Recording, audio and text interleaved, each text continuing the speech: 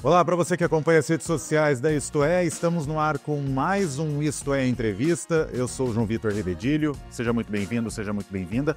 E hoje nós vamos falar sobre a liderança de governo na Câmara dos Deputados, os trabalhos que têm sido realizados pelo líder José Guimarães, que é quem eu já dou as boas-vindas pela participação conosco. Líder, muito obrigado por nos receber aqui no seu gabinete. Seja muito bem-vindo ao Isto É Entrevista. É um prazer para você, João, e a Isto É Entrevista. As ordens aqui. Muito obrigado, líder. Eu queria que o senhor começasse, antes de mais nada, fazendo uma avaliação dessa gestão do senhor à frente da liderança de governo, né? Já vão para 2 anos aí na liderança. Queria que o senhor fizesse uma avaliação inicial em relação a isso. Quem lidera qualquer governo tem que entregar. E a Câmara, o resultado da Câmara nesses 2 anos é de muita entrega.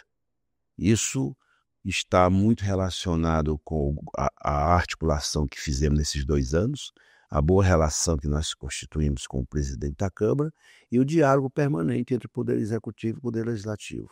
O presidente Lula, tem esse reconhecimento. É sempre bom fazer o reconhecimento do papel do Legislativo. Todas as matérias que vieram para cá, e matérias muito difíceis de serem votadas, da PEC da transição até agora, as medidas de ajuste que nós vamos ter que votar, grande parte delas até o final do ano. Sempre é no diálogo, é na constituição de consenso, no dissenso. Portanto, o resultado é muito forte. Esse ano nós já votamos mais de 82 matérias de interesse do governo, só do ponto de vista de projetos de lei e medidas provisórias, né? E concluímos, agora, um mês atrás, a discussão da reforma tributária. Nós votamos tantas matérias importantes que seria impossível se imaginar que nós conseguiríamos esse alto índice de aprovação de matérias de interesse do governo aqui na Câmara dos Deputados. No começo da gestão Lula, tinha muitas críticas ali sobre a articulação do governo, principalmente ao ministro Alexandre Padilha. Queria saber do senhor se essa relação entre Câmara, Congresso, no modo geral, e Palácio do Planalto melhorou, como que estão as atualizações, na verdade, a condução da articulação, se teve um aperfeiçoamento, quais foram, e essa relação com o Congresso e o Palácio do Planalto. É importante sempre dizer que quando nós assumimos o governo tinha minoria completa aqui na Câmara, o governo não tinha maioria para conduzir a articulação política. Foi muito diálogo e muita parceria que nós fizemos entre o Poder Executivo e o Legislativo, e eu comandando aqui o Legislativo. Eu diria que nós estamos chegando ao final de 2024 numa paz profunda aqui dentro. As últimas decisões que nós tomamos, a bancada do PT com os aliados, a solução que nós encontramos para a sucessão do presidente Arthur Lira, toda a articulação que fizemos, mostra bem que o caminho escolhido foi a consolidação da governabilidade aqui dentro. É claro que tem divergência, tem problemas, tem matérias que não há consenso nenhum para serem votadas, mas naquilo que interessa ao governo, fundamentalmente na área da economia, nós já aprovamos todas as matérias solicitadas pelo ministro Haddad. Todas. Lá na PEC da transição, teto de gasto, alteramos, reforma tributária, novo regime fiscal. Nós fizemos tanta coisa que eu diria que não fizeram em 40 anos aqui no Brasil depois da redemocratização, depois da Constituinte de 88. Antes da gente entrar nas pautas também, claro, a gente vai comentar sobre a pauta que saiu essa semana da PEC da contenção de gastos, mas eu acho que é importante a gente falar sobre a transição aqui na Câmara dos Deputados. Ano que vem tem eleições e já tem um candidato favorito, que é o deputado federal Hugo Motta. A tendência é que ele mantenha a mesma linha do atual presidente Arthur Lira, que ali teve os seus percalços com o governo. O senhor acredita que a gestão de Motta vai dar governabilidade total ao presidente Lula? E quais são as expectativas dessa gestão? Nós estamos sempre avançando. Nós começamos em 2022, no finalzinho do ano, quando o Lula foi eleito. O presidente da Câmara votou em outro candidato em 2022. Todo mundo sabe disso. E nós iniciamos um movimento para consolidar uma relação de reconhecimento do papel legislativo, uma relação civilizada, que garantisse paz na relação e na governabilidade aqui dentro. Nem tudo foi céu de brigadeiro, evidentemente. Nós tivemos um momento de muita tensão aqui dentro, de muita divergência, de muito acirramento. Mas nessas horas sempre tem que prevalecer a humildade e o diálogo. Foi isso que eu fiz nesses anos todos, nesses 2 anos. E agora, Cada um que assume o comando de uma casa como a Câmara, João, ela tem o seu estilo, eu tenho o meu estilo, o ministro Padilha tem o dele, o Rui Costa tem o dele, o Haddad tem o dele. O que é importante é que nós fizemos uma importante articulação com o Hugo Mota e a nossa expectativa é que cada vez mais a governabilidade se estabeleça com maior força, com maior solidez, com maior parceria. E nós estamos terminando o ano com o Arthur Lira aqui. Eu tive uma longa conversa com ele ontem. Nós temos que comemorar muito o que nós aprovamos aqui para o governo. E às vezes até falam assim, mas o PT, o Guimarães, eu escuto muitas vozes do além, aqui, às vezes pela mídia, dizendo que Guimarães é isso e aquilo, porque é muito ligado ao Lira. Eu sou líder do governo. Ninguém lidera o governo se não tiver diálogo com o presidente da Câmara. Cada qual no seu cada qual. Eu sou do PT, líder do governo. Portanto, foi fundamental essa relação que nós construímos, aberta, de parceria, de franqueza. Sempre foi dito, isso aqui dá, isso aqui não dá. É isso que eu procuro fazer. E nós votamos tudo. Ainda ontem, nós votamos esses dias 2 matérias aqui que em tempos pretéritos não se votava. A lei de cotas do serviço público.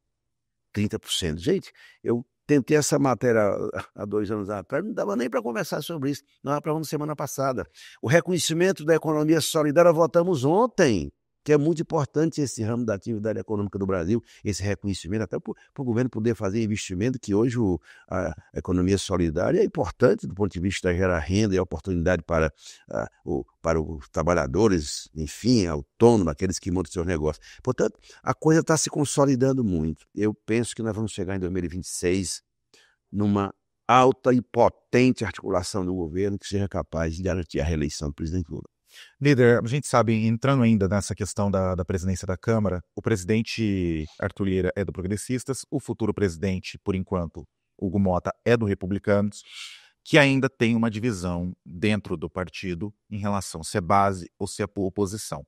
O PT já foi muito forte para disputar uma presidência da Câmara dos Deputados. Nós tivemos João Paulo Cunha em 2003, Arlindo Quinalha, nós tivemos também o Marco Maia.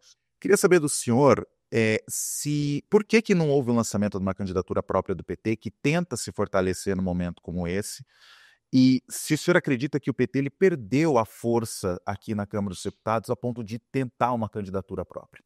Não, nós não jamais iríamos lançar a candidatura própria para ser derrotado, né? Você tem que partir de uma realidade fática que é o resultado das eleições. A Câmara, a maioria dela é conservadora, é o resultado, o eleitor escolheu os parlamentares, os 513. Portanto, o PT elegeu 79 deputados e deputadas, né? O PL elegeu 99, hoje está com 90. Portanto, nós não tínhamos força para inventar uma candidatura como fizemos no passado. O PT pagou caro na época da Dilma porque se inventou uma candidatura para derrotar, na época do Eduardo Cunha. Aquilo teve consequências grandiosas para o processo de apartamento que houve entre o governo e o Congresso, especialmente a Câmara dos Deputados. Nós avaliamos que o melhor caminho é esse. E eu digo que o PT hoje está no alto grau de protagonismo aqui dentro, porque a negociação que a bancada fez pelo líder Adair foi no sentido de, primeiro, garantir a governabilidade. 2, as pautas do governo. 3, não discutir pautas na área de costumes para não ter acirramento aqui dentro. E os espaços que estão acordados para o PT. O PT vai sair de 2024 para ainda mais 2025 com muita potência na capacidade política que a bancada teve de articular com essas forças aqui dentro da Câmara. Portanto, foi o melhor caminho. Unidade, até porque o Lula sempre disse, não vamos inventar candidatura só para marcar a posição. Quem governa não pode fazer isso, marca a posição. Quem não tem compromisso com o país, tudo bem, pode lançar candidato, tira voto, não tira voto e fica de boa. E nós que estamos, nós governamos o Brasil, nós temos que entregar. E para entregar depende daqui. Então, o grau de capacidade pura que nós temos aqui é fundamental para garantir as entregas do governo, como nós estamos fazendo. Ainda ontem nós votamos as 3 matérias fundamentais. Eu, na reunião com o presidente Lula e o Júlio lá, negociando as matérias pelo celular, com o Arthur Lira lá. Economia solidária nós votamos, né? O bioinsumos, que foi uma coisa fundamental, que altera a utilização exagerada dos produtos tóxicos na nossa agricultura, tanto para o agronegócio como para a agricultura familiar. Essas matérias todas nós votamos ontem, né? Então, eu sou muito otimista quanto aos resultados, né? É prático isso, não estou fazendo firula, não. O que nós votamos deu ao governo a governabilidade para consolidar os programas e projetos que nós votamos todos aqui. Pé de meia, o novo ensino médio, reformulação do Bolsa Família, Minha Casa e Minha Vida, o Mais Médico. Rapaz, é tanta coisa. Isso do ponto de vista social. E do ponto de vista fiscal, nós aprovamos o novo regime fiscal e a reforma tributária, que foi o que deu equilíbrio, que tem relação com o que o Haddad anunciou ontem. Exato. Então é nesse ponto que eu vou entrar agora, depois a gente volta um pouco no PT. O ministro Fernando Haddad anunciou nesta semana sobre a questão do corte de gastos, né? Ele anunciou o corte de gastos no governo, na verdade a contenção de gastos. Eu queria saber o que o senhor achou do texto, se acredita que essa é a solução para as contas do governo e se vota ainda neste ano aqui. Primeiro, pela primeira vez, nós vamos fazer ajustes importantes na economia brasileira sem penalizar os mais fracos, os de baixo, chamado andar de baixo. Vamos fazer um rearranjo e uma contenção de gastos e ajustando as políticas públicas do governo sem retirar direitos. Isso é a coisa. O mercado só ficava feliz com esse pacote, com essas medidas que o Haddad anunciou, se cortasse o Bolsa Família, desvinculasse o salário mínimo da Previdência. É isso, não tem como. Não tem como fazer isso. Então, pela primeira vez, nós vamos fazer uns ajustes importantes para a economia que vão economizar aí, né? Que vamos economizar sem retirar direitos, sem aumentar a carga tributária e sem tirar nenhum direito que já está consolidado. Primeiro, fazendo correção na tabela de imposto de renda no próximo ano, para compensar como, pessoal? De onde é que vai sair o dinheiro dessa renúncia? Do de cima tem que pagar. Tem muita gente que não paga imposto de renda no Brasil, né, os queridos da especulação. Segundo, fazer correções nos programas BPC, Bolsa Família, sem retirar nenhum direito, introduzir o sistema da biometria, para dar transparência, porque o Brasil precisa de equilíbrio. Então, nós vamos fazer reforma do imposto de renda, do salário mínimo, abono salarial, nas emendas parlamentares que foram reduzidas em mais de 6 bi, e na previdência dos militares, sem precisar retirar nenhum direito. Esse foi a coisa mais importante do anúncio que o ministro Haddad fez, pedagogicamente, porque é isso que o Brasil precisa. Responsabilidade fiscal, mas responsabilidade social, porque o país é um país injusto. Uma parte tem quase tudo e outra parte não tem nada. Então, nós estamos recuperando a capacidade inclusiva dessa gente que não teve, que perdeu direitos nesses anos todos. Portanto, eu estou muito otimista e penso que dá para votar até o final do ano. Votar no final do ano a PEC e o PLP. E o PLP. A parte da reforma da renda é para o próximo ano. O projeto chega hoje, mas nós só vamos discutir em 2025 para ter efeito em 2026. Eu ouvi assim, hoje de manhã, uma economista falando na CBN, falando assim, mas está dizendo que, mas eu não acredito, é duvidoso se vai economizar, se esse ajuste vai dar 70 bi em 2 anos. Mas veja só, era para fazer o quê? Quando nós começamos a discutir, João, a reforma tributária aqui na Câmara, dizia assim, não vai dar certo. Os interesses conflitantes dos entes federados não dá para votar. Aquelas vozes que ficam só, então dá sim. É um ajuste, eu diria que é um ajuste humano. Todo mundo contribuindo. Eu acho que se a gente aprovar essa pauta, as 2 matérias até o final do ano, esse é o desejo nosso, do governo e do presidente Arthur Lira. Mas alguns líderes, eu até publiquei uma matéria na quinta-feira em relação a isso, alguns líderes acharam tímido o texto e falaram, deveria ter tido mais cortes para justamente você cumprir a meta do arcabouço fiscal, consequentemente você ter uma maior tranquilidade para os próximos anos. Eles falam que essa meta desse texto apresentado pelo ministro Fernando Haddad dura 2 anos, 2025, 2026. O senhor concorda com essa opinião? Acha que há um receio ou que eles estão ouvindo muito a situação que o mercado está colocando? Eu vejo bem, o mercado é o mercado. A Faria Lima, ela não pensa o Brasil, pensa os interesses de lá. E alguns parlamentares, eu sei que tem relação com eles. Mas veja só, começa em 2025 e vai até 2030. O total nesses anos todos, 5 anos, é 327 bilhões que o governo vai conter no gasto. Bom, aí, que outras medidas poderiam ser tomadas, né? Nós vamos discutir aqui, se o pessoal achar que tem que avançar mais, podemos avançar mas o governo teve como uma média aquilo que não podia e aquilo que podia. Então, foi no equilíbrio, sem aumentar a carga tributária. Vamos fazer reforma sem aumentar a carga tributária. A reforma da renda, que vai vir agora, no próximo ano, é a conclusão da reforma tributária. Um rearranjo para que todos paguem imposto de renda sem comprometer aqueles que ganham até R$ 5.000, que foi o compromisso. Aliás, ninguém pode dizer que a medida em tese mais forte do que essa. Então, porque ninguém pode reclamar, sabe? Porque isso foi aprovado na campanha, né?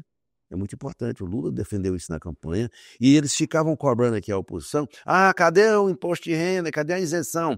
Nós vamos efetivar para ter feito já em 2026 e vamos fazer a reforma da renda em 2025. E além da questão da reforma da renda, quais são as prioridades de pautas para 2025? Nós temos, essa é a prioridade das prioridades, foi isso que o Lula nos pediu ontem, como foi a PEC da transição há 2 anos atrás. Final do ano sempre tem essas novidades, né? Segundo, a LDO e a LOA, que é importante. Resolver a bronca das emendas, que daqui para segunda-feira a gente resolve tudo, no diálogo com o ministro Flávio Dino.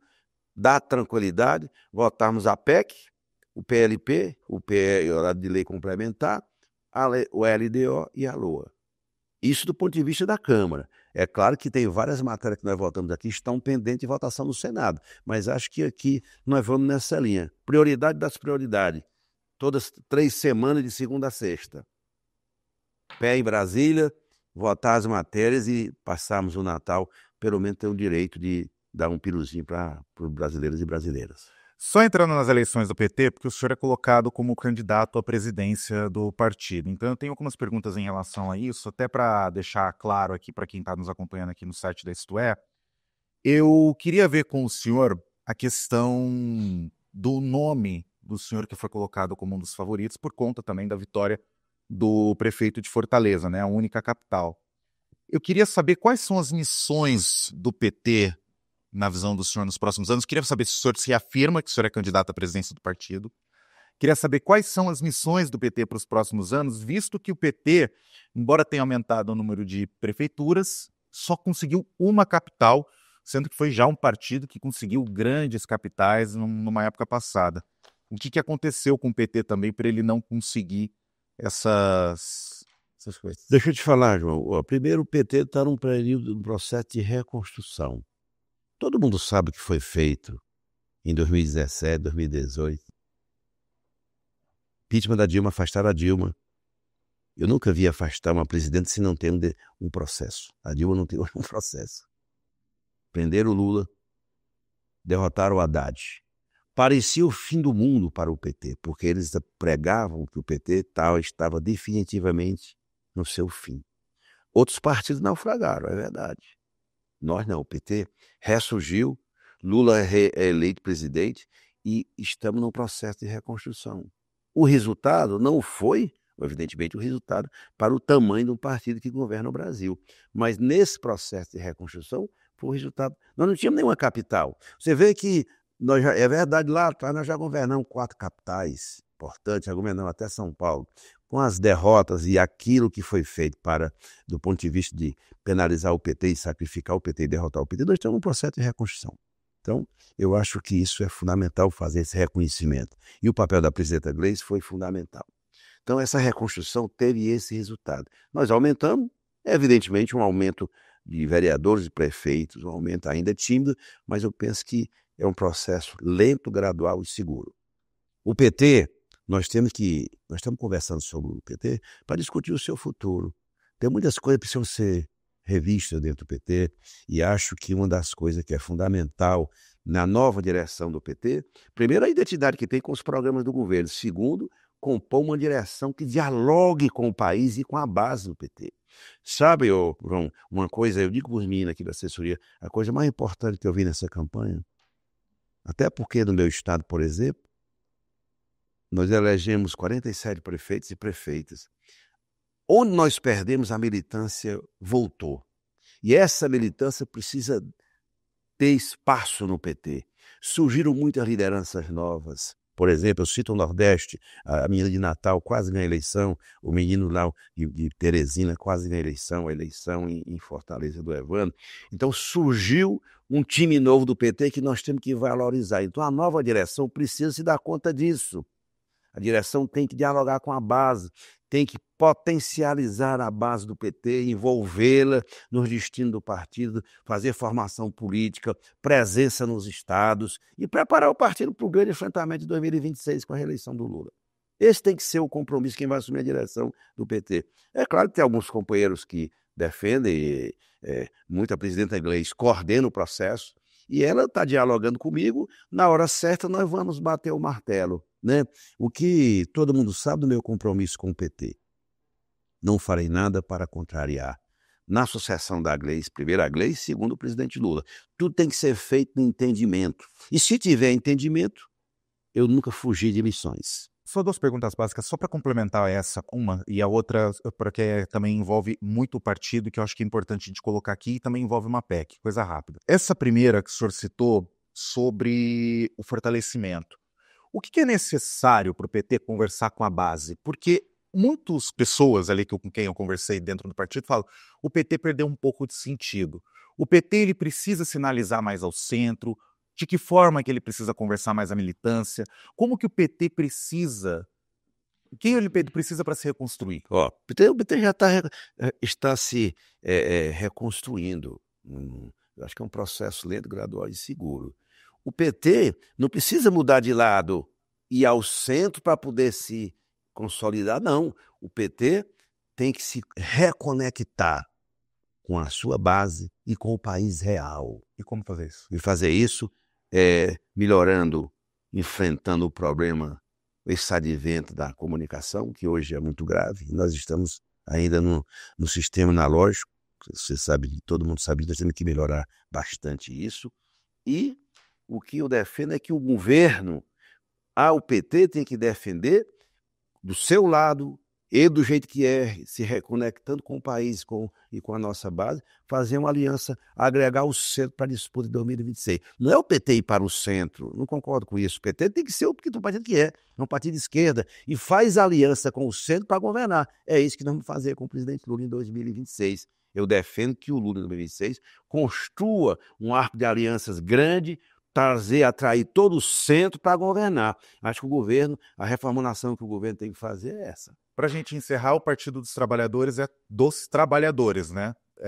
E das trabalhadoras. E das trabalhadoras. Só que tem um ponto que muitos dentro do partido falam: o PT não comunica mais com esse público do trabalho. Principalmente porque, embora defenda o CLT, hoje nós temos o pejotismo muito forte. E os trabalhadores de aplicativos que não querem mais ter carteira assinada.